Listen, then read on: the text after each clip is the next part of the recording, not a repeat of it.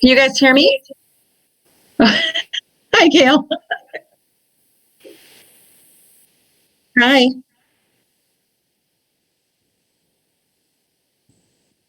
Okay. Okay. Sounds good.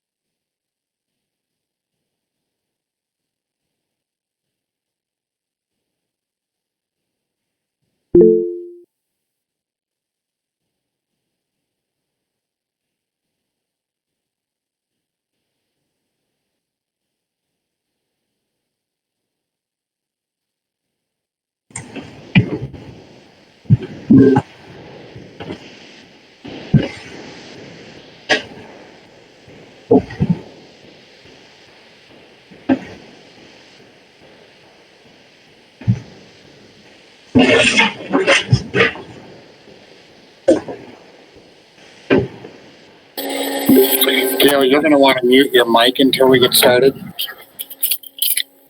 Thank you.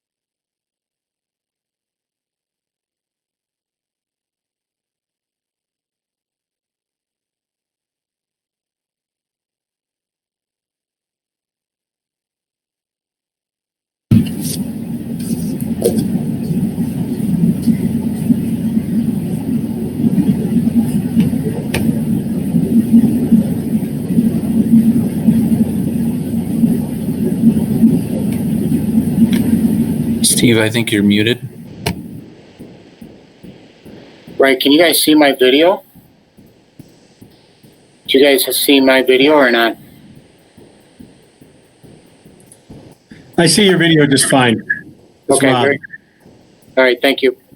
And I'm seeing Jeff too. Jeff, I think we're all good.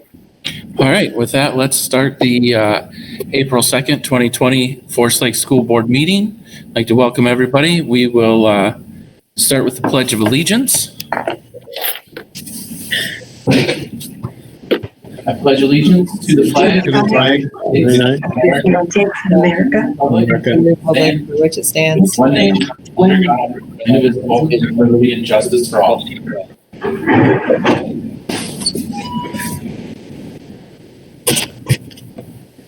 All right, Member Clerk, will you please take a roll call? Member Corcoran. Member Corcoran? No. Here. Oh, here. Okay. Unmute yourselves real quick. I did. Okay. Member Ketto. Here. Member Olson. Here. Member Raphael. Present. Present. Member Tyson. Here. Member Tyson is present. Member Peterson. Present. Member Peterson is present, and Member Luthner is present. All right, with that,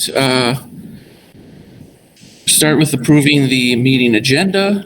Is there any changes to tonight's agenda? Hearing nothing, we have no public comments. So reports, Dr. Massey. Thank you very much. Let me give just a quick reminder to folks. If you would mute your mic until you are speaking, that'll help with the audio and the sound. All right, board, welcome to our somewhat new reality as a school district.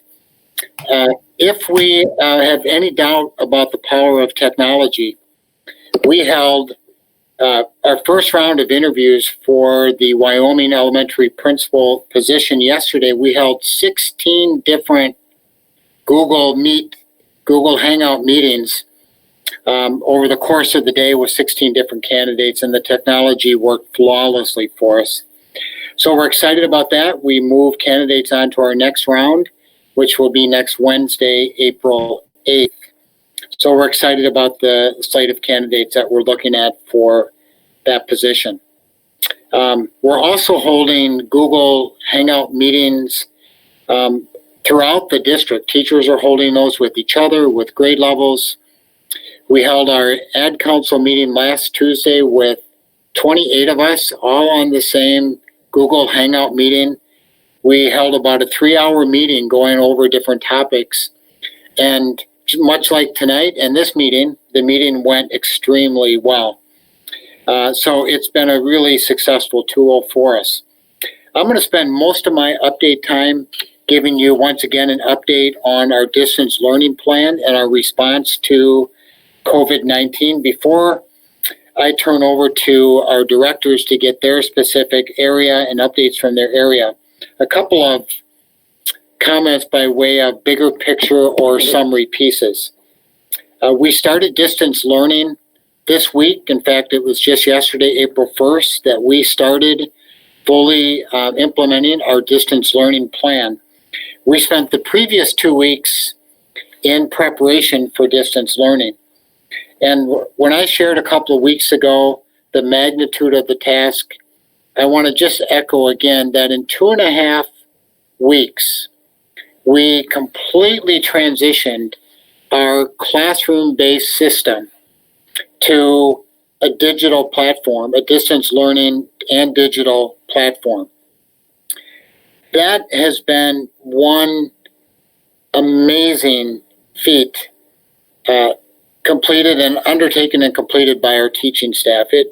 I just can't understate or overstate, I should say, the level of work, the innovation, the resilience, the determination, the passion our teaching staff across the system has put into preparing for their lessons with kids that started yesterday. We handed out through curbside learning materials to students. They jumped on to Canvas, our learning management system, and they're off and running with learning. So we're getting good response from teachers, from parents, and teachers are making tweaks and adjustments as we move forward. Keep in mind that we're in a distance learning setting until the end of April. In fact, the governor stated during this phase that it would be May 5th when he set a date for returning to the classroom. The 2 days, April 1st, Friday, April 1st, May 1st and May 4th, Monday, would be planning days for students returning on May 5th. However, if you follow the governor's press conference today, he hinted at the notion that perhaps students won't be returning at all to the classrooms this year. I say that with a little bit of emotion in my voice because I think I speak for teachers across our system who would be awfully sad not to see their kids return to the classroom. So we're holding out hope that by mid-May, if not early May, or sometime yet this year, that we do bring kids back to our schools and finish off the school year, but we're going to wait and see as we all understand. So we are fully operational with our child care program. Corey McKinnon will give us an update on that in just a little bit. We're providing meals to our students. In fact, we're over between 500 and 600 meals a day that we're providing for our students. Larry Martini will give us some updates. And like every business across the state, we are encouraging our staff, when possible, to be working remotely. The district office today had 3 or 4 folks here, and the rest are working from home. And fortunately, the technology is allowing us to continue with our work. So with that, I'm going to turn over the platform to Diane Georgie, our Director of Teaching and Learning, to give us an update on distance learning. Diane? Yeah, I would echo what Dr. Massey shared about these first 2 days. It has been amazing how smoothly it's gone overall. Just the feedback we've gotten from both parents and teachers that the work that they put in place, that the teachers put in place ahead of time, really paid off in helping parents to feel that they understood what was going on, where to pick up materials, who to ask if they had questions. Feedback from some of our elementaries where they were actually getting thank yous from parents about the clear way that the information was laid out for the elementary students to be able to help support them when they're at home and needing to figure out what their next steps are. There was actually a post from one of our teachers at the high school saying that after the first day of distance learning, over 90% of his students had actually completed all their assignments in that first day. So a little success there as well.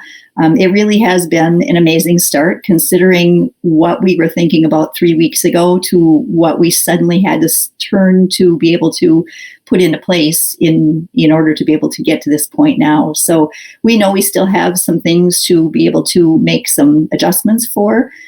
We already had scheduled a PD day on April 13th, and we're going to keep that as a non-student instruction day. And intentionally on that morning, all of our educators will be in Google Meet meetings similar to this, but with the administrative lead for their department or grade level, just to get feedback from the educators around what's going well, what challenges do you have, how can we brainstorm together to try to problem solve, where are you finding your parents or students need some additional support so that we can all be in this together and really support each other. As far as the technology piece goes, we have technology support information listed on the website for each of our buildings so the families know who to call if they need some help with something. And we know that normally our techs are dealing with systems and devices that are actually within the district, and they now are all on board with, okay, if it's a question that really isn't specific to the system, I'm going to do everything I can to try to help figure something out for that family anyway. So it's all about customer service and trying to really support. So every member of the staff, from support staff to educators to our techs, everyone's stepping up and really doing an amazing job. It's been a good first 2 days.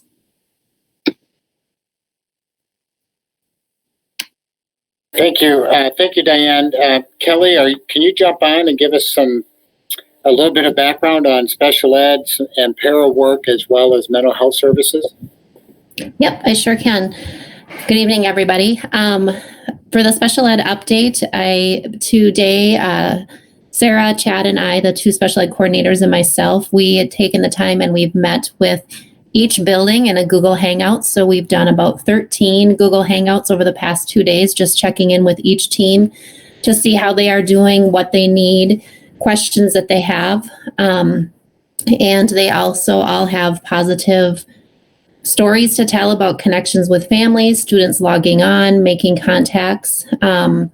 So that has been a positive. We're still waiting for and continuing to watch the guidance from MDE to see what we need to do with the IEPs to make them distance learning. So we're going to utilize the April 13th PD day to really guide the staff as to what we need to do with the due process paperwork to make sure we're in compliance there, knowing that our first and foremost, what we wanted to do was get out to the students, ease some of the anxieties of our families, and working with some of our very challenging students with a lot of medical needs and a lot of support that our teachers are providing a lot of support for.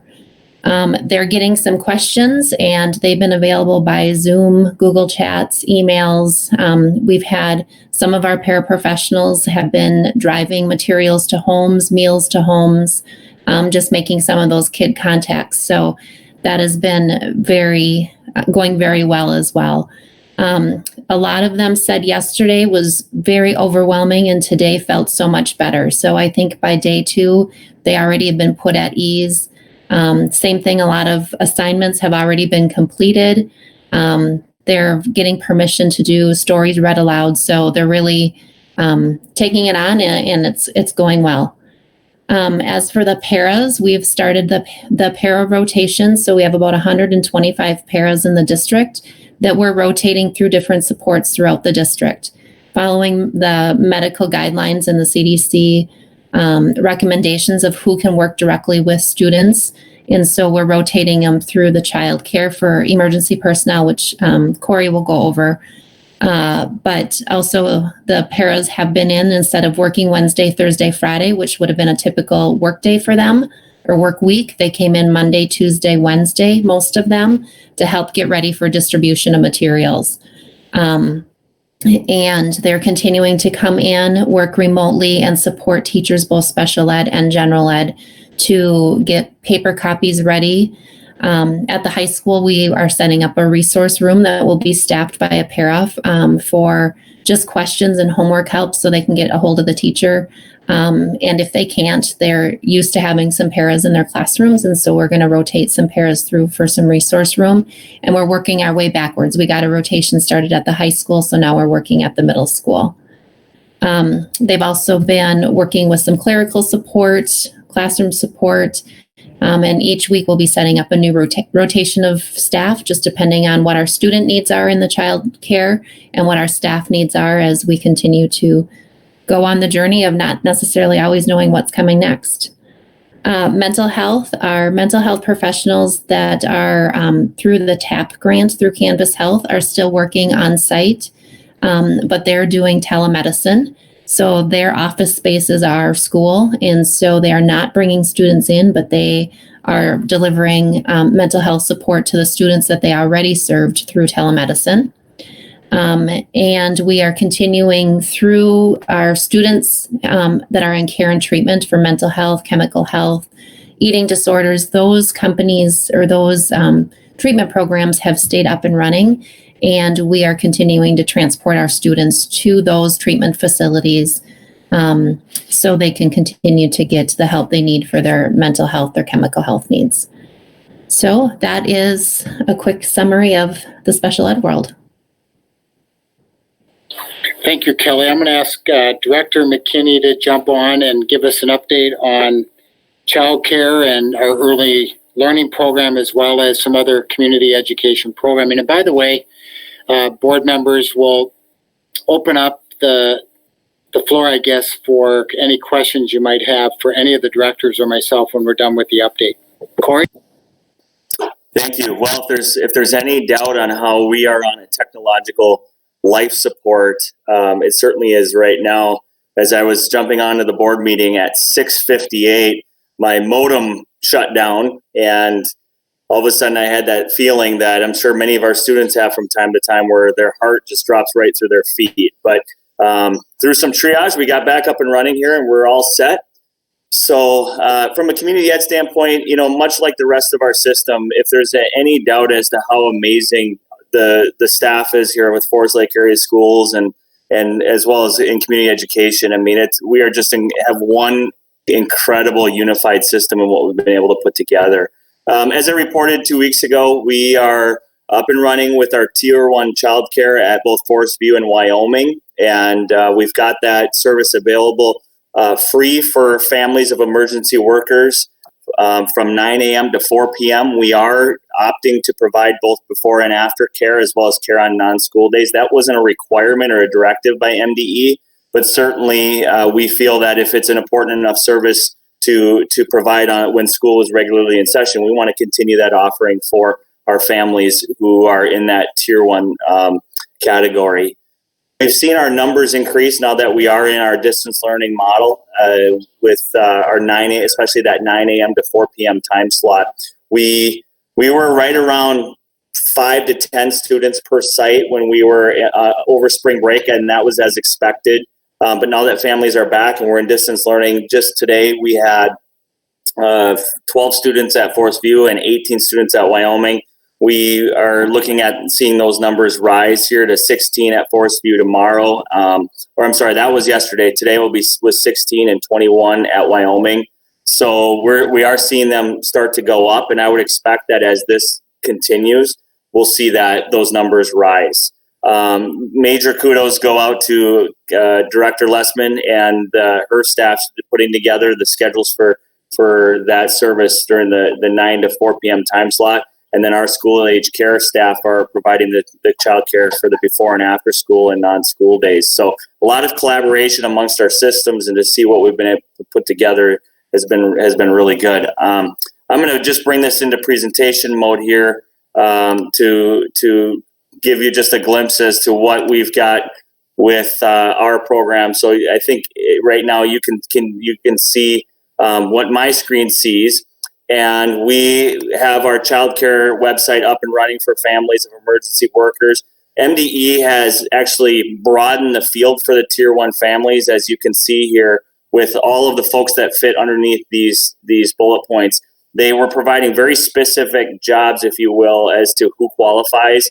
And then I think in there, rightly so, said, we're just going to put them all under one bullet point, like healthcare and public health, and not really try to delineate within those services. So we have a number of families now who qualify under each of these bullet points, and they can go in and get registered. And it takes them right to their registration page. We have enrolled a whole separate registration program for this program so that families can go in, they can see the fees, how the system works, who qualifies, who to contact, and then the various sites they can register for. One of the other things that we're doing too is providing transportation during regular transportation hours on what would have been school days or is now distance learning days. So our families go in, they can fill out this transportation page, and then that information comes right back to our office, and we work with the transportation department to meet the needs of the families in our district. From an early learning perspective, we've got distance learning continuing on in early childhood as well. This has been a very exciting transition for us in moving to a whole different way of delivering service, much like our K-12 system has seen. From a preschool programming, we are continuing to run distance learning in our preschool programs, in our school readiness programs. That's our 4 and 5-year-olds. And what our staff have put together has just been remarkable. We've had the opportunity to see what other districts are doing, and many are putting together choice boards and some really good activities. And I will say our staff, they've answered the call and then some by going above and beyond to deliver some amazing services for our community members. Our goal was to provide some type of early childhood experience that is unique to just a parent who might want to go online and find some early learning resources, which we all can access just via the internet, but really make it tailor-made towards what our school provides from our teachers, keep that connectedness going on, and making sure that they know that our teachers are still there providing very direct service that's unique to what we have to offer. Same thing with our ECFE program. Our ECFE has a distance learning component, and we're offering that free of charge to our families, where families can go in and access resources and stay connected with their ECFE teachers. We have weekly activities that are accessible that our staff have put together by week. And what we've found, and this has been one of the positive happenings, if you will, with this, is that we have not seen the significant number of drops in our program now that this has occurred. In fact, we've seen some families who are just itching to get these resources in their hands now that they've got their little ones at home, knowing how important these types of services are in these early learning years. So we're very proud of the work that our staff have put into this and providing these types of activities for our families. And then lastly, it's just an overall community education update. We've really challenged our staff to be thinking broadly about what distance learning might look like in our community ed programs. And most certainly, we're not running any programs where we're bringing people together, but there are some means to offer community ed classes in a distance learning format. So I don't know if you received or have seen the constant contact that went out from community ed, but I'll just pull up the email as it went out here. Our marketing team and Alexa Nelson put together our information, and our emails have access now to these early learning programs. So let's see, is everybody still with me?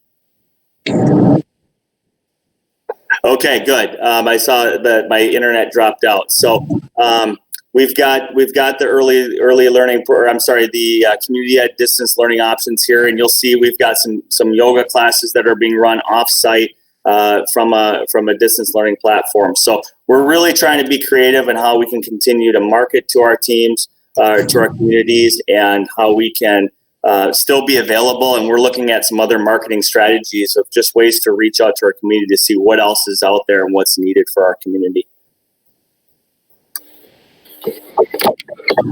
Excellent. Thanks, Corey. Director Martini, do you want to jump on and give us a walkthrough of our food service program and other budget-related items? Yes, thank you, and good evening to everybody. I'm good to go here. Sorry for my internet. So as far as our meal program, we're doing curbside now at Forest View, Wyoming Senior High, Lino Lakes Elementary. And it's really interesting because we are also having staff at Lakes International. They contract with us to provide that service. Just today, we provided 259 breakfasts. We also provided 278 lunches.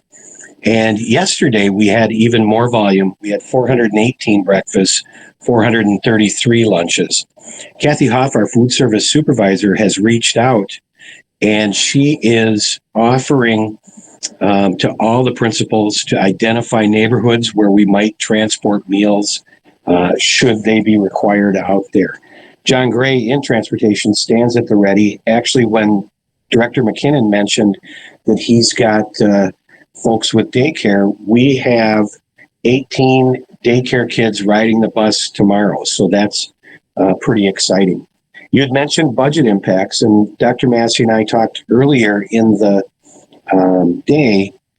We're going to be saving some money in the general fund on a couple of fronts, not only substitute teachers, but also saving money as it relates to fuel in our transportation budget. So I think that's a real positive. The only revenue impact that we're able to detect at this point is the athletic fees that we're going to be refunding for spring sports. So we think that, other than anything that the MDE might reverse its course on as far as guidance, those seem to be the primary topics that we'll see going forward. Community ed, of course, will have some issues because fee-based revenue is going to be down quite a bit. And food service, with these types of meal counts, their revenue in the last quarter here of the school year will be down as well. So that's the update I can provide. Thank you, Dr. Massey. Thank you, Larry. Appreciate that. I'll turn it back over to you, Chair Peterson, and see if there's any questions that the board has of our team here. Thank you, Steve. One, I would just like to say to the team and to all of the staff, what an amazing job. It's been great. As everyone knows, my son is sixth grader participating. The first day was a little bit hectic. He was a little bit stressed, but today went really smooth. I actually got a text from him at work that said, I got all my work done earlier in the day, and he was really happy. So I just want to say thank you again for all that work. I know pivoting a large program like this on a short notice and converting to distance learning is no small feat. Anybody else? Well, Member Chair, I just wanted to mention that I was muted on the 16th, so I didn't get to thank everyone, and I just truly was in awe after that meeting, hearing those amazing director reports and just how staff rose to the occasion. And I have bumped into some staff 6 feet apart in Target, and she said it just built so much camaraderie, everybody pitching in. She said it's been just a wonderful experience. So kudos to everybody, the professional level of our staff, and just the brilliance and flexibility, I think, has been incredible. And I think down the road, you're right, Jeff, that delivering this on a different platform is going to serve us well in the future. And I mean, to be able to turn that around and do that so quickly, that was just an amazing feat. So thank you to everybody. And I also want to thank the superintendent for all of his leadership in this rough time, these uncharted waters, and inspiring our staff, and the messages to parents have been greatly appreciated. And yeah, the kids are all just excited in the cul-de-sac. You know, one hollered that he's going on a scavenger hunt, and others have finished early, so they got some privileges. So just kudos. I mean, that was a very tall task given to the school district. So, and ours is just shining like a star. So thank you. I do have one question for Larry quickly. Larry, do you know the breakdown of what areas are using the meals, are taking advantage of the meals? Is it primarily the people that live right there by the buildings that have been selected to serve? So we have a breakdown for each of the schools, and we have that by breakfast and lunch, but this is not related to whether or not folks will qualify for free and reduced. And so it's not taking names down. So we're not able to specifically identify the students and then therefore their residents.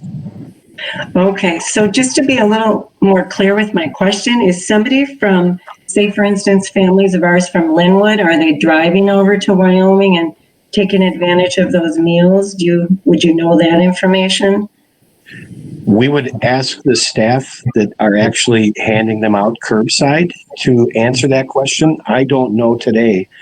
I know that Kathy has reached out, and Principal Joe Mueller has asked to have some meals brought up to the Linwood parking lot, and she's going to be doing that next week. Okay, excellent. That's great. Thank you.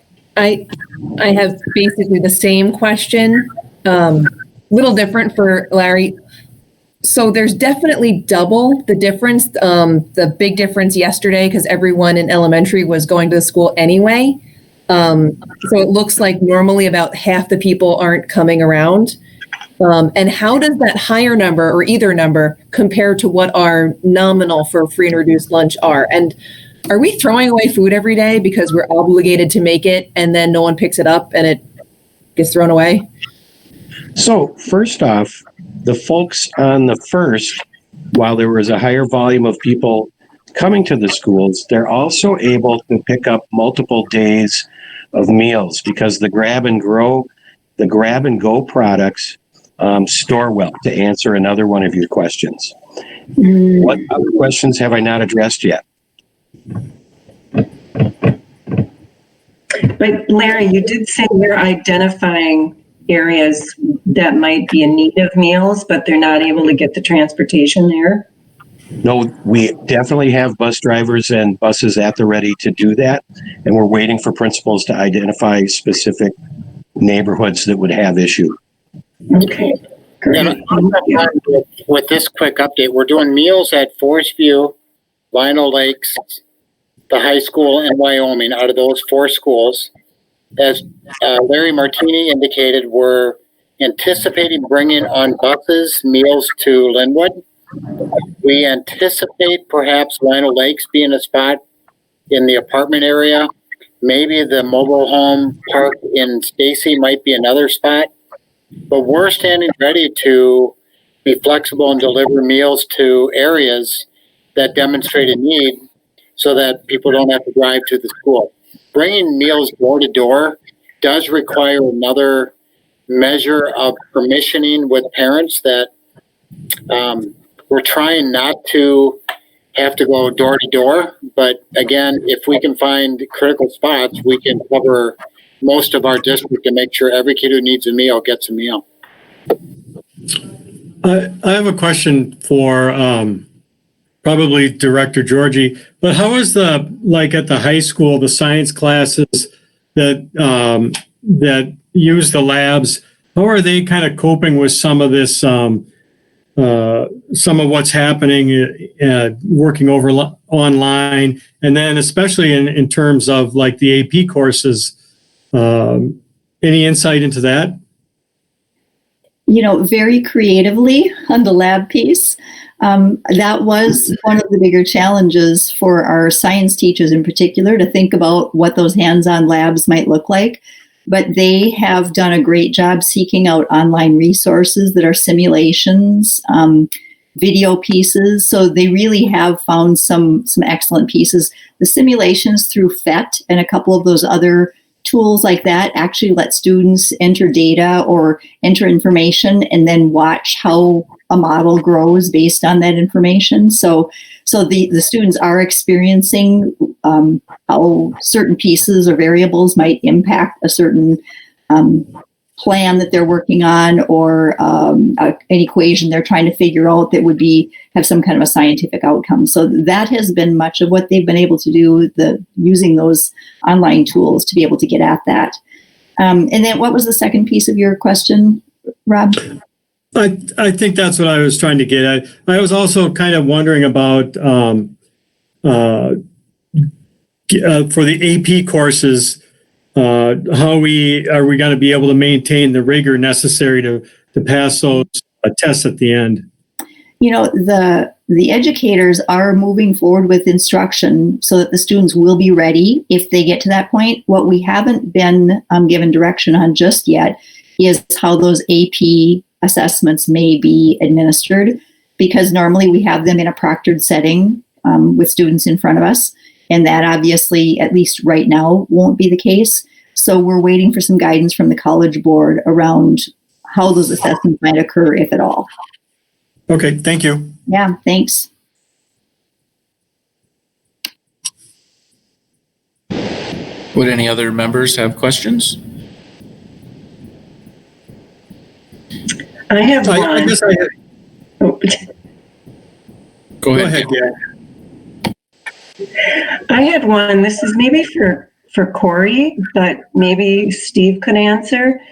For the ECFE programming that's coming out, do anyone enroll any siblings in our district that are preschoolers, or can they get access to that, or by just going on the ECFE website or community ed, or do they have to be enrolled in a class?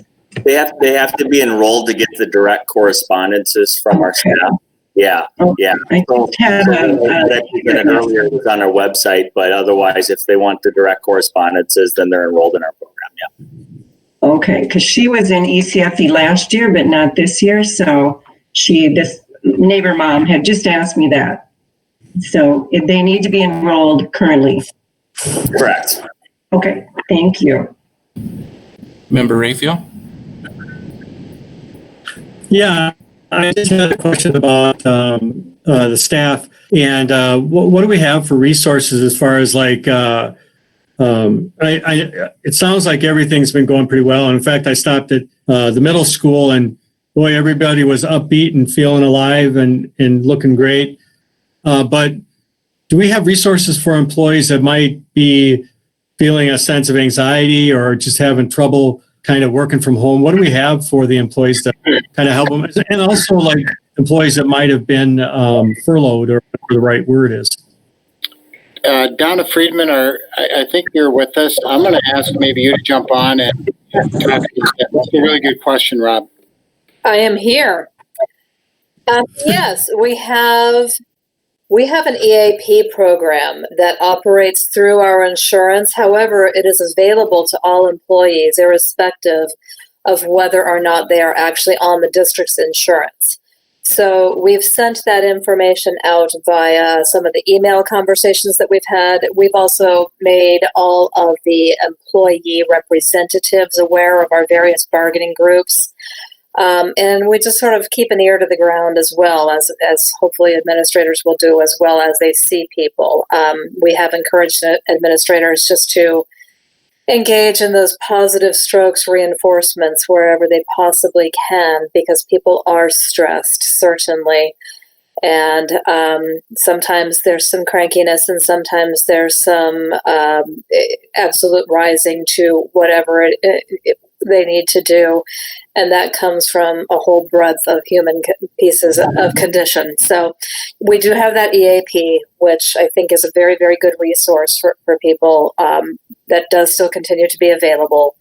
And we're trying, like I said, to keep a pulse on people and make sure that they understand, not just in generalities and broad strokes, that, hey, people are doing great. We've encouraged our supervisors to say to people, you know what, we really appreciate what my 6-year-old is here, that we really appreciate what you are doing for your fellow employees and for the students of this district.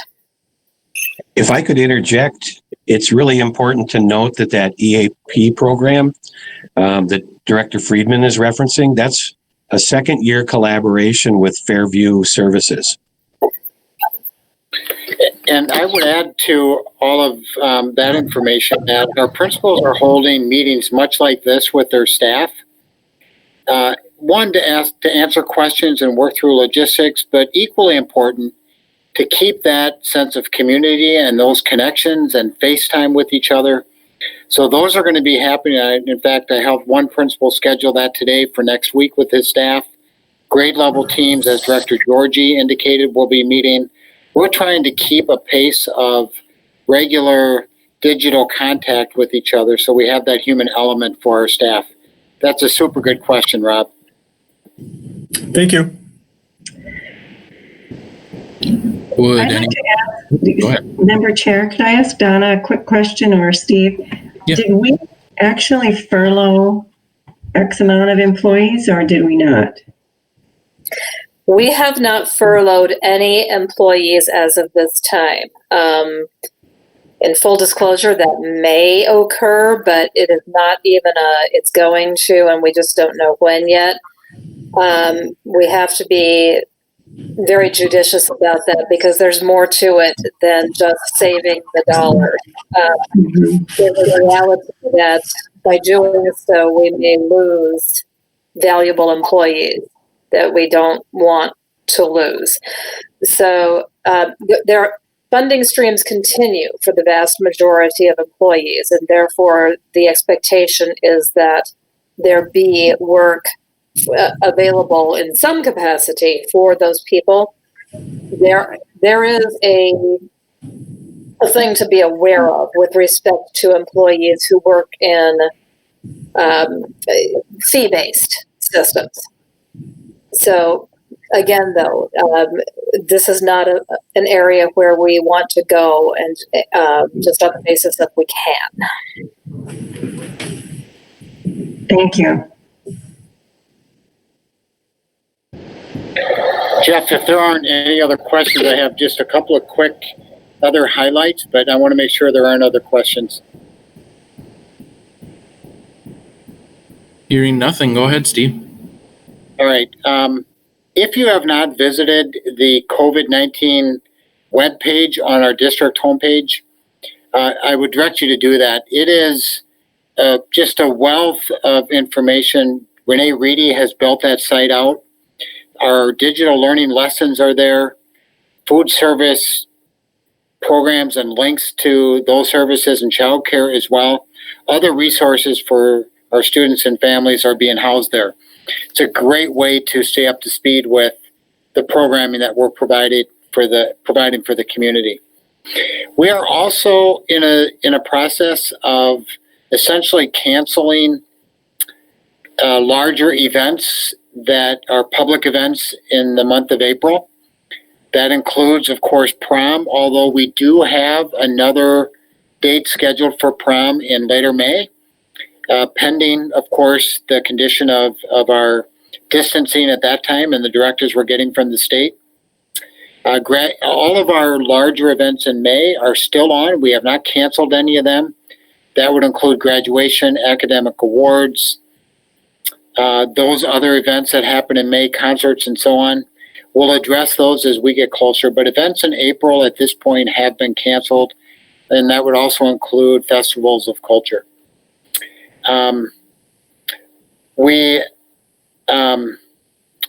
Aside from all of our work around distance learning and preparation for that and delivering on those services, we aren't losing sight of our need to market and continue to attract enrollment for the district. So our principals are multitasking and continuing to be diligent around their kindergarten list and working on next year's enrollment.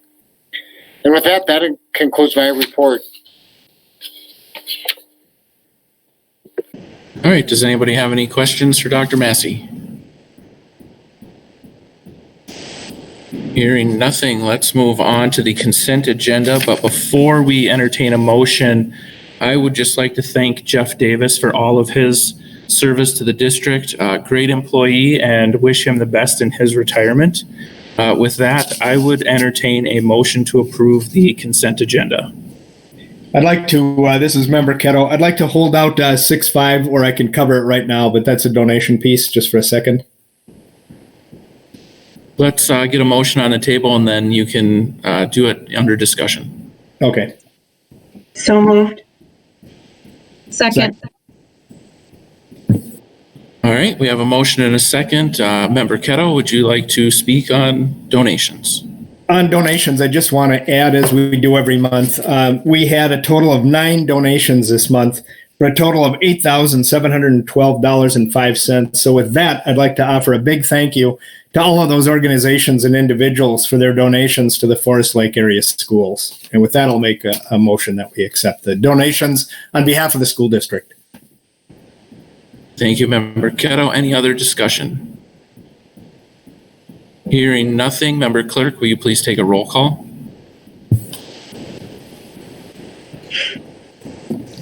Attempt to not hang up instead of unmute. Okay. Member Ketto. Aye. Member Ketto votes aye. Member Olson. Aye. Member Olson votes aye. Member Rayfield. Aye. Member Rayfield votes aye. Member Tyson. Aye. Member Tyson votes aye. Member Peterson. Aye. Member Peterson votes aye. Member Luthner votes aye. Member Corcoran. Aye. Member Corcoran votes aye. All right, thank you, everyone. Let's move on to action items. 7.1, bus leasing. Director Martini. Thank you very much. So we've been leasing buses for quite some time here in the school district. This year, the transportation department's requesting permission to lease 27 77 passenger buses. They're 2021 vintage, 3 of them with trailer hitches.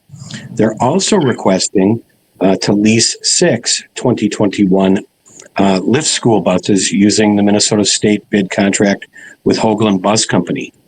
We originally had a bid from Hoagland for trade-ins for $1,200, but in casual conversation, it got brought to the attention of Quality Bus and Truck that we were going to be selling 14 of our school buses, and they put a bid in for $2,000 each.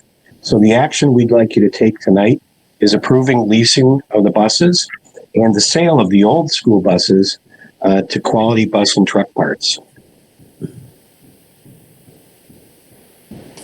Thank you, Director Martini. Do we have a motion to purchase the 21 buses and sell the other buses to Quality Truck and Bus Parts? So moved. So moved. Second? Anyone?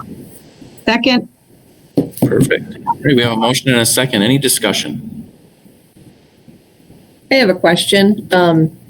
As busing came up in casual conversation, we're not going around any bid process or anything else that we should be doing on these buses that are available for sale?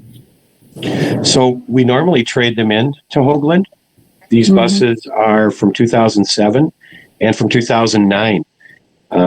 We had perceived from looking at data that 1,200 was a fair value, but Quality wanted the buses for parts. Okay. I have one All question. right, any further? Go ahead. Member Chair. Larry, have we sold them before back? Or is this the first time? I think this is the first time we've not done a direct trade-in and offered them for sale. I do recall back in 2003 that we had some criticism, and so we offered the buses for sale to those individuals in the community, and they didn't take us up on it. Yeah, I think that's an excellent way to hand those off when we're finished with them and they've passed their time. And Larry, is there any talk ever on the horizon of seatbelts in buses? There's constant talk about that. It's likely that there would be a pronouncement at some point in time from the National Transportation Safety Board. Okay. All right. Thank you. I have an additional bus safety question. Is there ever discussion on putting passenger monitoring systems either actual optical ones like the cameras in the buses, or the passive ones that if there's a butt in the seat, you can tell from the front. So you can tell if kids are standing, or if there's a sleeping kindergartner somewhere that doesn't accidentally get brought to a bus garage. So we haven't explored any of the latter seat sensitive items, but John Gray did just obtain some quotes for cameras.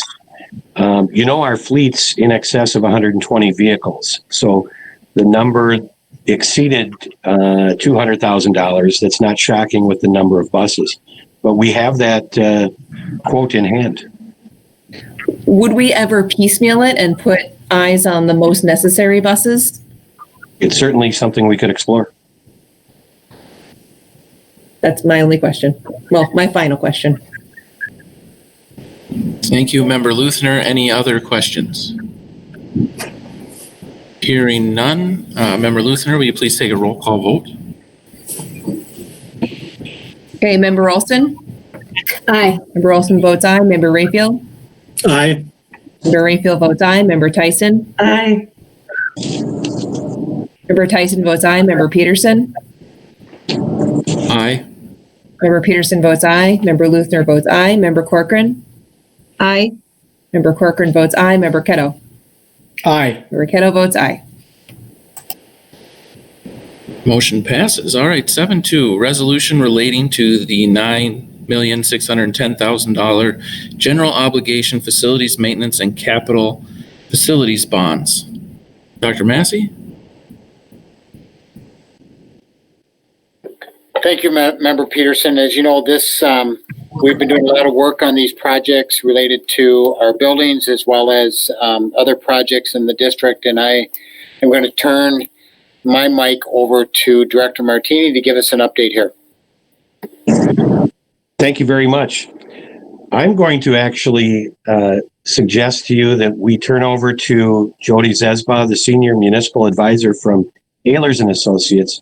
The team from Ehlers, Matt Hammer, Shelby McQuay, and Jody, who's with us tonight, have done just an amazing job, and we are so pleased with these results. So if I could turn it over to Jody, I'll have her take it away.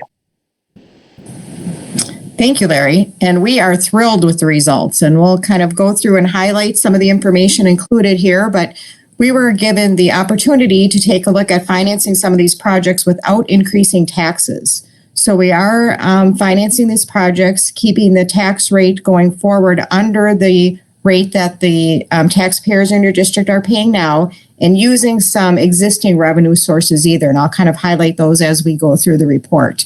But we did downsize the amount of the bond issue for one reason, and that is to keep these bonds as bank qualified.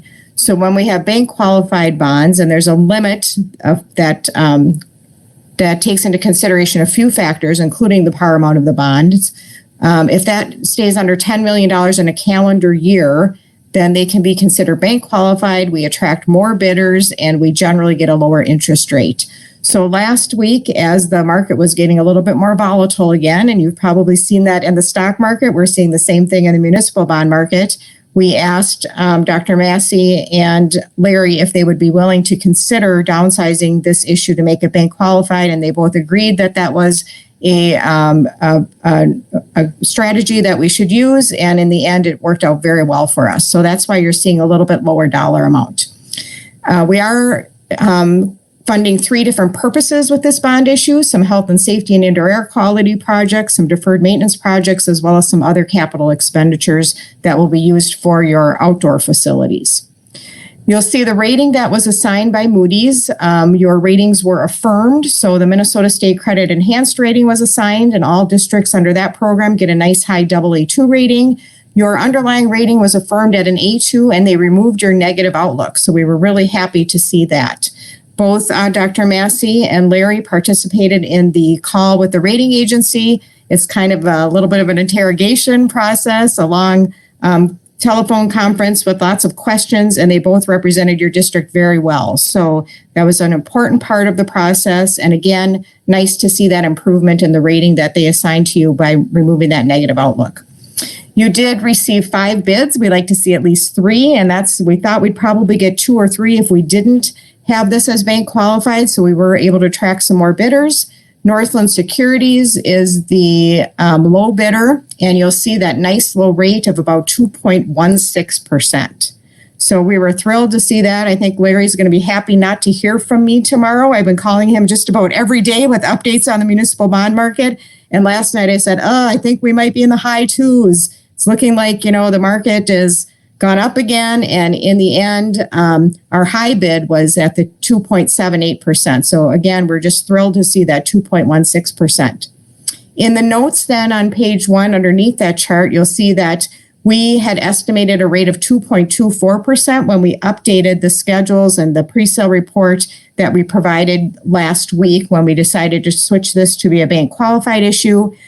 So even with our results now and rates going up a little bit, we were able to come in under that 2.24 estimate, and the result is about $53,000 less in principal and interest payments over the life of the bond issue. We will close on these bonds April 30th, so that's when the district will have the money.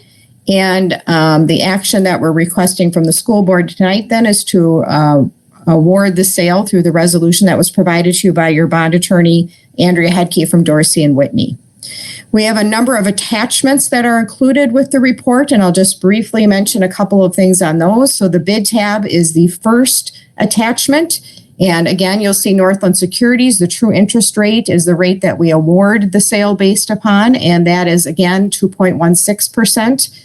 Northland is a local firm out of Minneapolis, so nice to see that. Piper Sandler is what used to be called Piper Jaffray, so they were the next lowest bid and at about 2.26%. And then you had a bid from Baird out of Milwaukee, Wisconsin, and then a couple bids out of Memphis. So again, we were really, really happy to receive that many bids and the nice favorable results. On the sources and uses schedule, the next couple financial schedules then, or all of the remaining financial schedules, are updates to the information that we included in the pre-sale report that we presented to you at a previous board meeting. One change that I'll note on the sources and uses is that the cost of issuance is a little bit lower because once we went under $10 million, the rating agency fee went down by about $15,000. So nice to see that go down by a little bit because you got under that $10 million cutoff point for them too. On page 3, that is the debt service schedule for all 3 components combined. And then the true interest cost rate is part of the yield statistics at the bottom of the page if you want to see where we get that number from. And then again, just some updates to the schedules that we provided to you previously. So attachments page 4 is our long-term financing plan, and that's where we're really tracking your tax rate and making sure that we stay within or lower than the rate that the taxpayers are already paying. You can see for this component of the bond issue, this is the health and safety or indoor air quality component. You're paying off that debt pretty quickly, so the rate on this portion of the bond issue is 1.91%, and that's in the upper left-hand corner. And then if you'll look at attachments page 5, that's the bar chart that we showed you previously where we're showing that your tax rate will go down. There's still a little bit that dotted line there shows the difference you have between your tax rate now and where we expect it to be over the next couple of years. And then attachments page 6 is the deferred maintenance portion of this bond issue. This is a 15-year term on this particular bond, or this particular component. So that was a 2.31% rate, just like a home mortgage. If it's a little bit longer term, you're going to pay a little bit higher interest rate, but still a nice low rate on that part of the bond issue. These payments will be made from your existing long-term facilities maintenance revenue. So there's no additional tax increase associated with this because you're using existing resources. Finally, then, the third component is the capital facilities bond piece. This is a 10-year level debt payment structure, so an even lower rate than the first 10-year schedule that we looked at. So this is at a 1.88%, and you'll use operating capital revenue to make these payments. So again, no increase in property taxes as a result of that. Moody's issues 2 different reports. So they issued a press release on behalf of the district that starts on attachments page 8. And I'll just highlight a couple things there. Again, affirming your A2 underlying rating and the AA2 enhanced. And then under ratings rationale, you'll see there they're highlighting the removal of your negative outlook due to your stabilizing financial profile following the passage of an increase to the district's voter-approved operating referendum. There is some language, not a surprise, related to the coronavirus outbreak. And then they're summarizing different factors that could lead to an upgrade or downgrade. And the detailed credit opinion starts on attachments page 13 and provides a lot of similar information at the beginning and then quite a bit of detailed information, a lot of it, again, based upon the information that Dr. Massey and Larry provided as part of that call with Moody's. And finally, Larry really likes the scorecard on attachments page 18, so I'll just highlight that. But nice to see in the end there, the scorecard indicated outcome at an A1, which is a level above the assigned rating. So kind of an indication that there's room for your rating to go upward if things continue to improve, especially with your financial condition. So that is everything that I wanted to highlight. And I'm happy to answer any questions that anyone might have, but we are certainly appreciative of the opportunity to be of service to the district and are very, very happy with the way things turned out today. I'll sleep a lot better tonight. All right, thank you, Jody. Does anybody have any questions?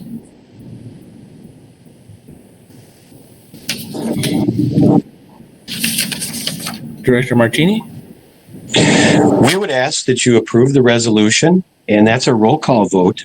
Subsequent to that activity this evening, we've got quite a number of documents for yourself, the board chair, to sign, as well as clerk. Thank you.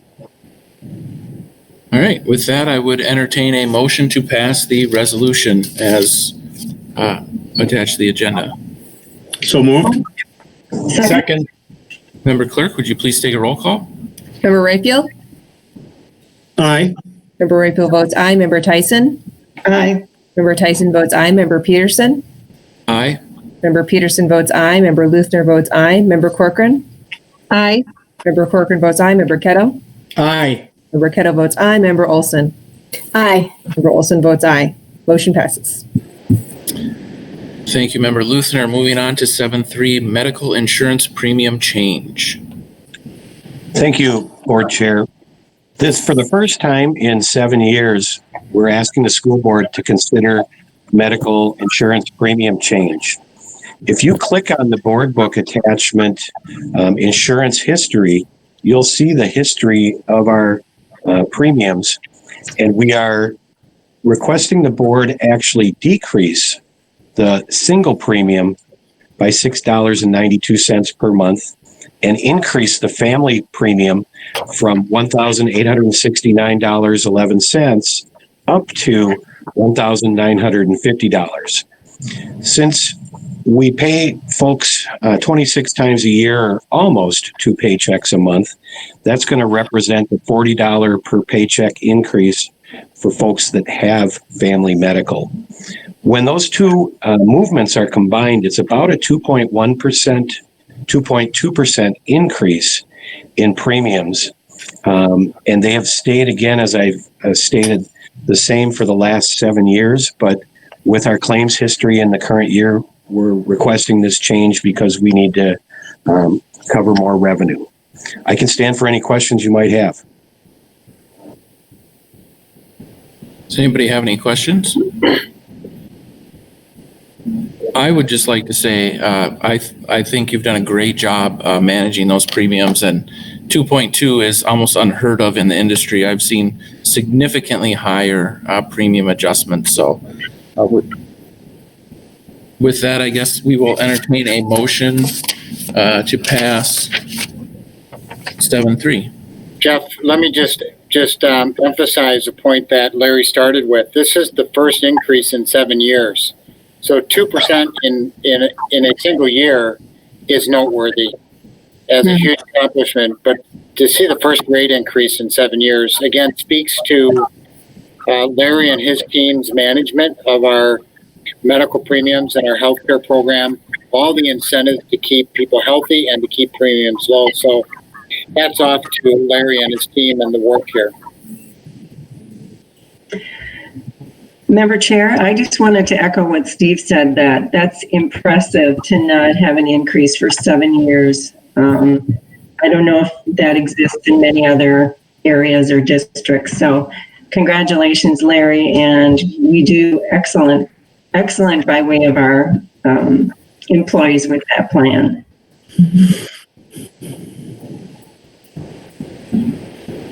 Anyone else? With that, I would entertain a motion for 7.3. So moved. Second? We have a motion and a second. Any further discussion? One question. This has been made well noted to everybody in the teaching world, so this isn't the first they're hearing of it. We have 3 different teachers that sit on the Employee Benefits Committee.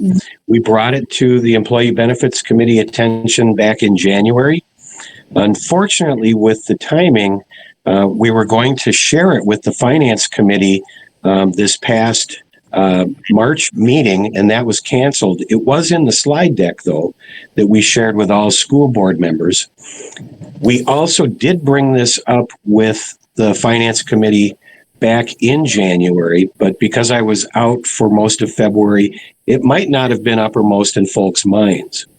Whether or not all 500 faculty are aware, because we rely on the 3 teachers as conduits for information, I couldn't tell you, but we will be putting out a notice for our open enrollment period that is effective during the month of May. Larry, this is Julie. You did talk about at the finance meeting, and so we knew it was coming. So thank you for all the information. Yeah.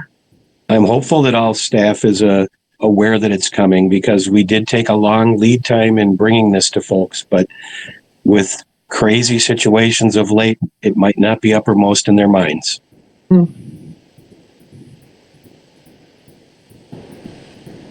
Understood. So if my memory serves correctly, we have a motion and a second. Any further discussion? Hearing nothing, Member Clerk, would you please take a roll call on 7.3? Yep. Member Tyson? Aye. Member Tyson votes aye. Member Peterson? Aye. Member Peterson votes aye. Member Luthner votes aye. Member Corcoran? Aye. Member Corcoran votes aye. Member Kettle? Aye. Member Kettle votes aye. Member Olson? Aye. Member Olson votes aye. Member Rayfield? Aye. Member Rayfield votes aye. All right, motion passes. Moving on to 7.4, Negotiations Policy 429. Dr. Massey. Thank you. It shall be the intent of the school board to conduct negotiations consistent with all affecting Minnesota statutes. This school board policy is adopted to provide guidelines that will promote orderly and constructive relationships between all bargaining identities of the school district. And we're recommending through the policy committee, really just some language changes. But we're looking to add a sentence to the policy that would state the superintendent of schools is responsible for initiating and completing bargaining within parameters provided by the school board. Negotiations, methods, and procedures will be determined by the superintendent. And by doing that, we're able to eliminate some other redundant language in the policy and create a tighter policy. And with that, administration recommends approval. All right, do we have a motion to approve the negotiations policy? So moved. Second? A motion and a second. Discussion? Hearing none, Member Clerk, will you please take a roll call? Okay. Member Peterson? Aye. Member Peterson votes aye. Member Luthner votes aye. Member Corcoran? Aye. Member Corcoran votes aye. Member Kettle? Aye. Member Kettle votes aye. Member Olson? Aye. Member Olson votes aye. Member Rayfield? Aye. Member Rayfield votes aye. Member Tyson. Aye. Member Tyson votes aye. All right, motion passes. Moving on to 7.5, meal charging policy 506. Dr. Massey.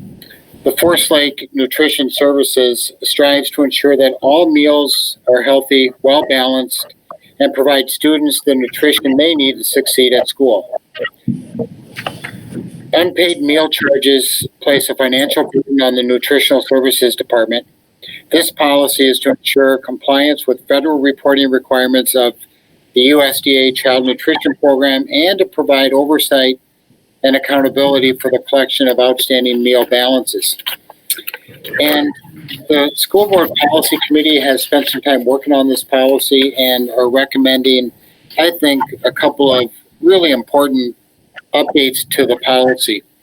Specifically, an addition that would state reminders for payment of outstanding meal balances will not demean or stigmatize any student participating in the school lunch program.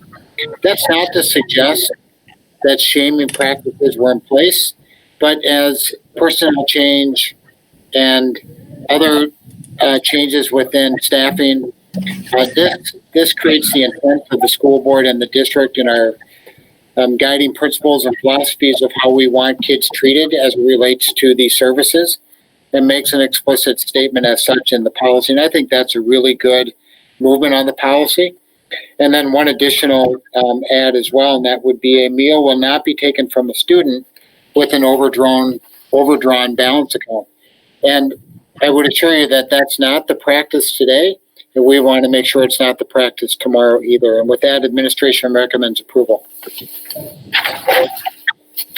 All right, do we have a motion for 7.5? So moved. Second. We have a motion and a second. Discussion.